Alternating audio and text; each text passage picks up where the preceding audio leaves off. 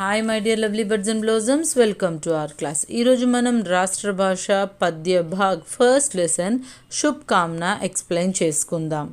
ఈ లెసన్ మీకు page number 7లో ఉంది. So let's start with our lesson. Shubh Kamna means good luck. ఇక్కడ ఎవరికి గుడ్ లక్ చెప్తున్నారో తెలుసుకునే ముందు శుభ్ కామ్నా అనే ఈ పద్య భాగ్ని రాసింది మైథిలి శరణ్ గుప్త్, राष्ट्र कवि मैथिली शरण गुप्त. फर्स्ट कवि परिचय चदुदाम. इस कविता के कवि श्री मैथिली शरण गुप्त है. मैथिली शरण गुप्त को राष्ट्र कवि कहते हैं. आपका जन्म सन 1886 में झांसी जिले के चीर गांव में हुआ. आप महात्मा गांधी के सच्चे अनुयायी थे. भारत सरकार ने आपको संसद का सदस्य मनोनीत किया और आपको पद्म भूषण की उपाधि से अलंकृत किया.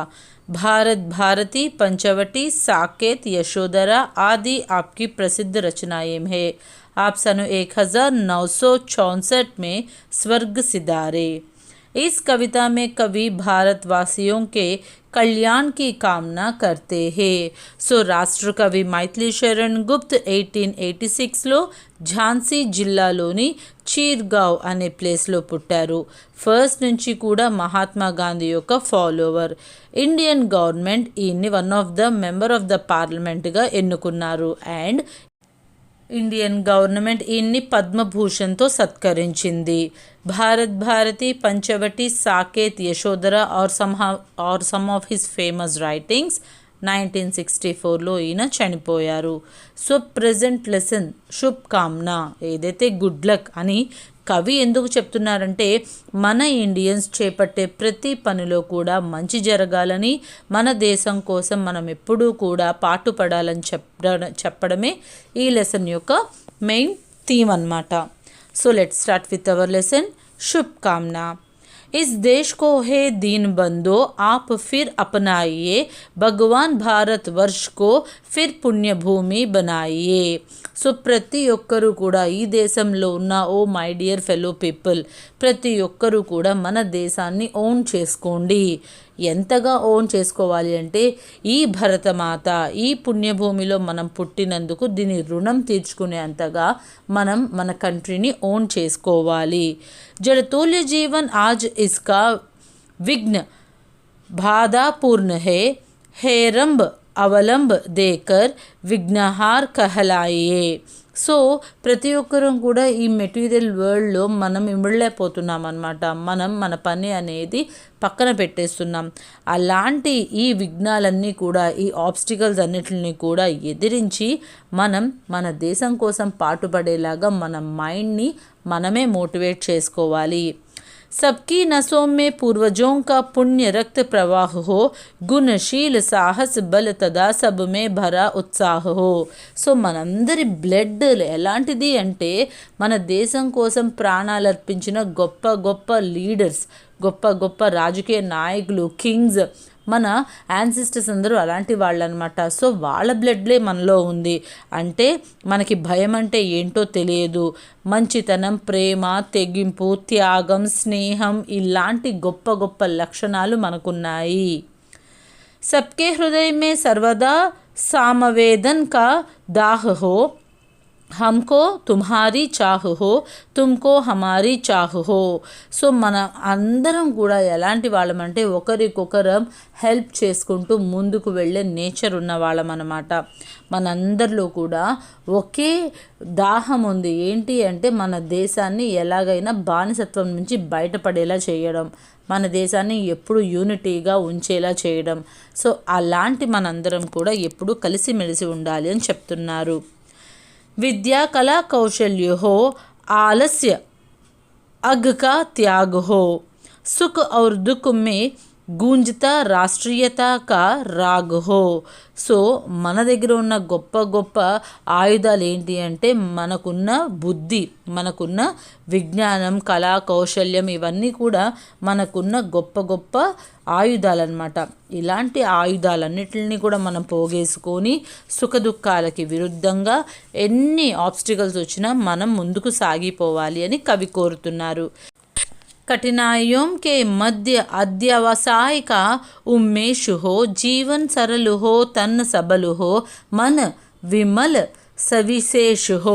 సో మనకు వచ్చే ఆబ్స్టికల్స్ అన్నిటిని కూడా మనం మనకున్న ఉత్సాహంతో, అదేవిధంగా మనకున్న హార్డ్ వర్క్తో వాటన్నిటిని ఎదుర్కోవాలన్నమాట. మన లైఫ్కి వేని మనమే సెట్ చేసుకోవాలి.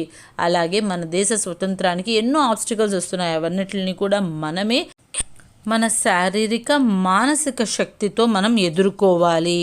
छूटे कपादी ना सत्यपथ निज देश हो कि विदेश हो, अखिलेश का आदेश हो, जो सब वही उद्देश्य हो. సో ఇంకా ఏమని చెప్తున్నారు కవి, మనం ఎలాంటి పరిస్థితుల్లో ఎక్కడున్నా సరే, ఈ దేశంలో అన్నా ఏ దేశంలో అన్నా సరే, ఎక్కడున్నా సరే మనం ఎప్పుడూ కూడా సత్యాన్నే పాటించాలి, హానెస్టీగా ఉండాలి. ఆ భగవంతుడు ఎప్పుడు మనల్ని అనుసరిస్తూ ఉంటాడు, ఆయన ఎప్పుడు మనల్ని కాపాడుతూ ఉంటాడు అనే నమ్మకంతో మనం ఎప్పుడూ కూడా సత్యం వైపే ఉండాలి. उपलक्ष्य के पीछे कभी विगलित ना जीवन लक्ष्य हो, जब तक रहे ये प्राण तन में पुण्य का ही पक्ष हो.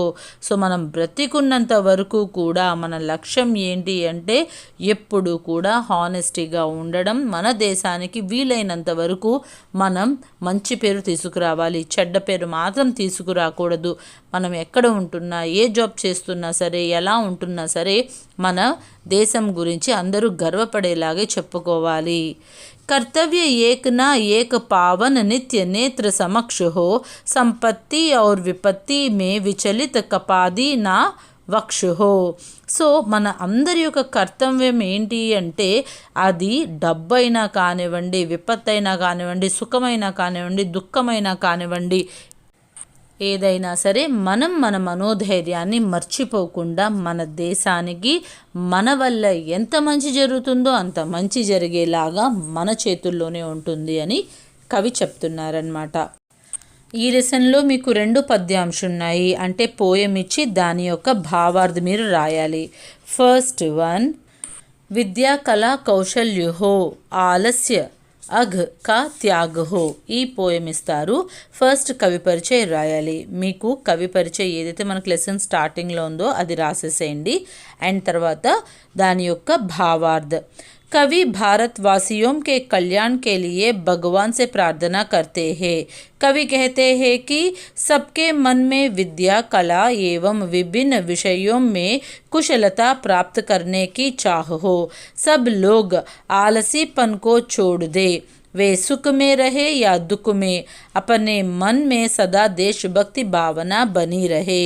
సో కవి భారతదేశం యొక్క గొప్పతనం గురించి, దానికి మంచి జరగడానికి మనం ఏం చెయ్యాలి అని భగవంతుడిని ప్రార్థించాలి అని కోరుకుంటున్నారంటే, మనమందరం కూడా విద్య, బుద్ధులు, కళా కౌశల్యాలు ఇవన్నీ మన ఎన్ని డిఫరెంట్గా ఉంటాయి, కల్చర్స్ అండ్ ట్రెడిషన్స్ డిఫరెంట్గా ఉంటాయి, కానీ మనమందరం ఒకటే. మనమందరి మనసుల్లో కూడా భారతదేశానికి మంచి జరగాలని ఉంటుంది కదా, ఆ మంచి చెయ్యాలి అనే కోరిక ప్రతి ఒక్కరికి ఉండాలి. అలాంటి టైంలో మనం సుఖదుఖాలు, లాభ నష్టాలు అనేవి ఏమి చూడకూడదు, ఎప్పుడూ లేజీగా ఉండకూడదు, మంచిగా యాక్టివ్గా ఉండాలని కవి చెప్తున్నారు. నెక్స్ట్ వన్, ఉపలక్ష్య కి పీచే కభీ విగలిత్ నా జీవన్ లక్ష్య హో. ఈ పోయంకి भावार्थ. कवि भारतवासियों के कल्याण के लिए भगवान से प्रार्थना करते हैं. సో కవి భారతవాసియం, ఇండియన్స్ అందరి యొక్క కళ్యాణ్ అంటే మంచి జరగాలని, గుడ్ లక్, మంచి జరగాలని కవి కోరుకుంటున్నారు. भारतवासियों का मन हमेशा अपने लक्ष्य के प्रति में लगे रहे. సో భారతవాసుల మనస్సు, అందరి మనస్సులు కూడా వాళ్ళ యొక్క లక్ష్యం మీదే ఎప్పుడూ కాన్సన్ట్రేట్ అయి ఉండాలి. కిసి भी हालत में वे अपने लक्ष्य को ना छोड़े. ఎలాంటి కారణాలు వచ్చినా సరే వాళ్ళు వాళ్ళ లక్ష్యాన్ని వదలకూడదు. जब तक जीवित रहते हैं तब तक वे పుణ్య కే పక్ష మే హీ రహే. మన ప్రాణం ఉన్నంత వరకు కూడా మనం మంచి వైపే ఉండాలి, మనం మంచి పనులే చెయ్యాలి అని కవి కోరుకుంటున్నారు. సో ఎగ్జామ్లో మీకు ఈ 2 భావార్థుల్లో ఏదో ఒకటి వస్తుంది. ఫస్ట్ కవి పరిచయం రాయండి, ఆ తర్వాత భావార్థ రాయండి. ఓకే, అండ్ ఈ లెసన్లో ఉన్న ఎస్సే ఆన్సర్ని ఇప్పుడు మనం ఎక్స్ప్లెయిన్ చేసుకుందాం. శుభకామనా కవిత కా సారాంశ్ లిఖియే. సారాంశ్ అంటే ఎస్సే అన్నమాట. కవి పరిచయ్, మనం లెసన్ స్టార్టింగ్లో ఏదైతే పారాగ్రాఫ్ కవి పరిచయ్ ఎక్స్ప్లెయిన్ చేసుకున్నామో అది రాసేసేయండి. सारांश, इस कविता में कवि भारतवासियों के लिए भगवान से प्रार्थना करते हैं. సో ఈ కవితలో కవి ఇండియన్స్ కోసం దేవుడిని ప్రార్థిస్తున్నారన్నమాట. हे भगवान दीन बंधु, हमारे देश को आप अपना प्रिय देश बना लीजिए. ఓ భగవంతుడా, దీన్ బంధు అంటే దీనులను రక్షించేవాడు, అంటే క్రిటికల్ సిచ్యువేషన్స్లో ఉన్న వాళ్ళని కాపాడేవాడు ఎవడు? దేవుడే అన్నమాట. ఆయన్నే మన దేశాన్ని చాలా ప్రేమగా చూసుకోమని చెప్తున్నామన్నమాట. Is Bharat భూమికో ఆప్కి Punyabhoomi బందీజియే. సో ఎప్పుడైతే దేవుడు మనతో పాటు మన భూమిలో ఉంటాడో అప్పుడు ఇది పుణ్యభూమి అవుతుందన్నమాట. సో ఓ భగవంతుడా, నువ్వు మాతో పాటు ఈ పుణ్యభూమిలో నివసించు. ఆజ్కల్ యహా కే లోగ్ జడ్ కే సమాన్ అపనే జీవన్ బితా రహే హే. ఈ రోజుల్లో మనుషులు జడ్ అంటే మూవెబుల్ లేనిది, ఇన్మూవెబుల్ సబ్స్టెన్సెస్ ఏవైతే ఉన్నాయో వాటిని జడ్ అంటారనమాట. సో మనం అందరం కూడా ప్రేమ, అభిమానం అలాంటి ఏమీ లేకుండా ఒక ఎలక్ట్రానిక్ థింగ్స్ లాగా వర్క్ చేస్తున్నాం అన్నమాట. ఉన్కే జీవన్ మే అనేక విఘ్న ఔర్ బాధాయేం హే. సో మనం ఏ పనులు చేస్తున్నా సరే అందులో విఘ్న అంటే ఆబ్స్టికల్స్, ఏదో ఒక తప్పులు జరుగుతూ ఉన్నాయి, అలాగే బాధాయేం కష్టాలు పడుతూ ఉన్నామన్నమాట. सबको आश्रय देने वाले प्रभु आप भारतवासियों को भी ఆశ్రయ దీజియే. అందరికీ కూడా నీడనిచ్చే ఓ దేవుడా, నువ్వు మా భారతదేశంలో ఉన్న ప్రతి ఒక్కరికి కూడా ఏదో ఒక దారి చూపించు. ఆప్కా నామ్ విఘ్నహార్ హే, తదనుసార్ కీజియే. సో మీ పేరు విఘ్నహార్ అంటే విఘ్నాలన్నిటిని హరించేవాడు, ఎలాంటి ఆబ్స్టికల్స్ రాకుండా చూసుకునేవాడివి కాబట్టి నీ పేరుని నిలబెట్టుకో. హే భగవాన్, సబ్ భారతవాసియోं के नसों में उनके पूर्वजों के पुण्य रक्त प्रवहित हो रहे हैं. నస్ అంటే నర్వ్స్. ఓ భగవంతుడా, ప్రతి భారతవాసి యొక్క నర్వ్స్లో వాళ్ళ యొక్క యాన్సిస్టర్స్, పూర్వజోం అంటే మన మమ్మీ డాడీ, వాళ్ళ మమ్మీ డాడీ, ఇలాగా వాళ్ళ బ్లడ్స్ అనేవి మన రక్తంలో ప్రవహిస్తూ ఉన్నాయి. సబ్ లోగ్ గుణవాన్, శీల్వాన్, సాహసి, బల్వాన్ బన్ జాయే. ప్రతి ఒక్కరూ కూడా మంచి బుద్ధివంతులు ఉండాలి, హానెస్ట్ పర్సన్స్గా ఉండాలి, బ్రేవ్గా ఉండాలి, స్ట్రాంగ్గా ఉండాలి. అలా ప్రతి ఒక్కరూ అలా ఉండేలాగా తయారు చేయి. సబ్ మే సబ్ కుచ్ కర్నే కా ఉత్సాహ్ హో. ప్రతి ఒక్కరిలో కూడా ఎనర్జెటిక్గా ఉండేలాగా, వాళ్ళు ఏదన్నా సాధించేలాగా చేయమని మనం భగవంతుడిని కోరుకోవాలని కవి చెప్తున్నారు.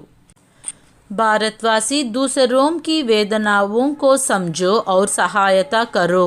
సో ఓ ఇండియన్, నువ్వు పక్కన వాళ్ళ యొక్క బాధని అర్థం చేసుకో, వాళ్ళని హెల్ప్ చేయడానికి ట్రై చేయి.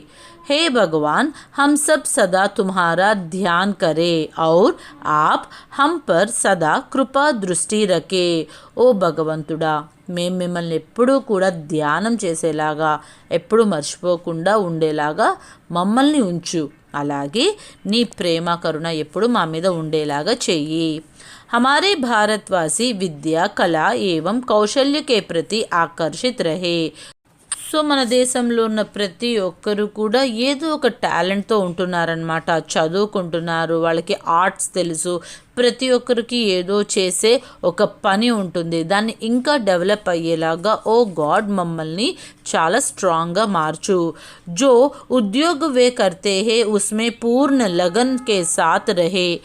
సో మనం ఏదైతే ఉద్యోగం చేస్తున్నామో వాటి మీద కంప్లీట్ ఫోకస్, లగన్ అంటే ఫోకస్తో మనం ఉండేలాగా చేయమంటున్నారు.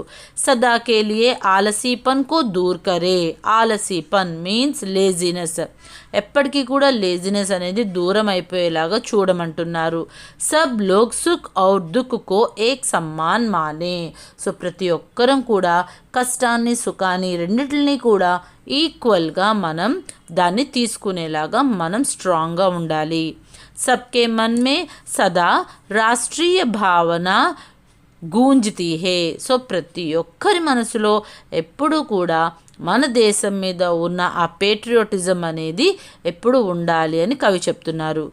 కఠినాయుం మే వే అధిక ఉత్సాహ కే సాత్ పరిశ్రమ కరే. ఏదైనా కష్టం వచ్చినప్పుడు, ఆబ్స్టికల్స్ వచ్చినప్పుడు ఇంకా ఎక్కువ శ్రమపడి మనం దాన్ని సాధించాలి.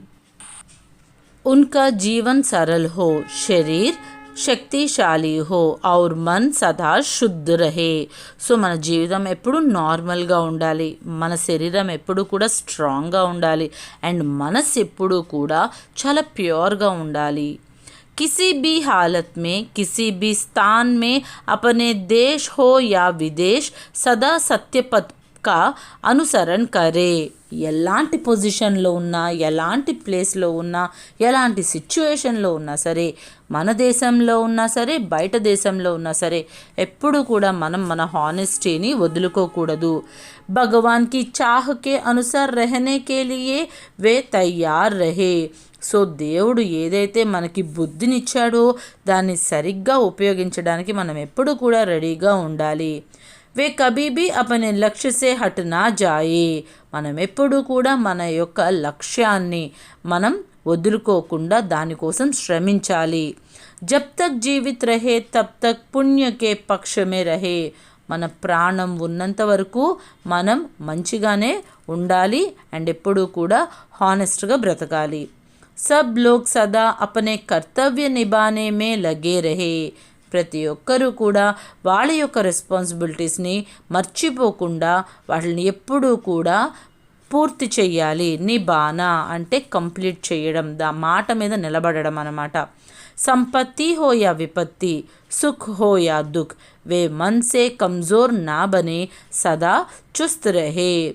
సో మనకి డబ్బున్నా లేకపోయినా, కష్టమైన సుఖమైన, మన మనసు ఎప్పుడు కూడా స్ట్రాంగ్గా ఉండాలి. మన మనసు ఎప్పుడైతే వీక్ అయిపోతుందో ఆటోమేటిక్గా మనిషి కూడా వీక్ అయిపోతాడు. అందుకని ఎలాంటి సిచ్యువేషన్స్ వస్తున్నా సరే మనం ఎప్పుడూ కూడా స్ట్రాంగ్గా ఉండాలి అని కవి చెప్తున్నారు. ఈ లెసన్ ద్వారా మన మనస్సు, మన శరీరం ఎంత స్ట్రాంగ్గా ఉంటే మనం లైఫ్లో అంత సక్సెస్ అవుతామని కవి మనకి చెప్పాలనుకుంటున్నారు. అలాగే మన దేశం యొక్క పేరుని ఎప్పుడు మనం నిలబెట్టాలని కవి కోరుకుంటున్నారు. I hope you understand this lesson. Thanks for watching.